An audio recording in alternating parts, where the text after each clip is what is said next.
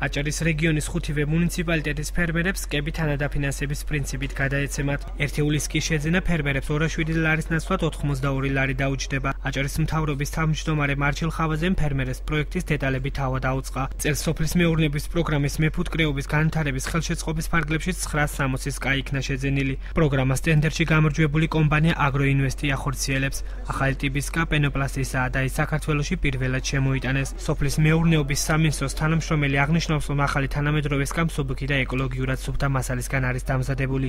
ფერმერები დღესვე არჩილ ხავაძეს თაფლის რეალიზაციის პრობლემებზე ესაუბრნენ. თაფლის რეალიზაციის პრობლემა არის დღესაც დამდგარი ახლა ჩვენთან აჭახლის თაფლი ძირითადად წაბლით კეთდება, მაგრამ კიდვითი უნარიანობა არა აქვს.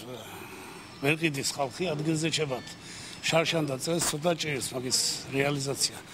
ამ სკებთან შემოტანით თუ რეალიზაციის საქმეც მოგვარდება ხომ ძალიან კარგი იქნება. სკები ძალიან ახლა დიდი რაოდენობით ვერ შემოვიდანეთ, შემოდანილი 960 წალისგან და რაიონების მიხედვით იქნა განაწილებული, ვისაც ახლა ფერმერებს ჰქონდა შემოტანილი რაიონების მიხედვით გადავანიზდით ქობულეთში 250 წალი, ხელვაჩაურში 240, ქედა შუახევში 150, ხულოში 120 და ქალაქ ბათუმში 50 წალისგან ხომდა გადავცეთ მეფუტკრეებს, ბენეფიციარებს, ფერმერებს. კიდევ ერთი პროექტი განვახორციელეთ, მინდა გითხრათ, რომ ყველაზე რთული დარჩა ეს პროგრამა.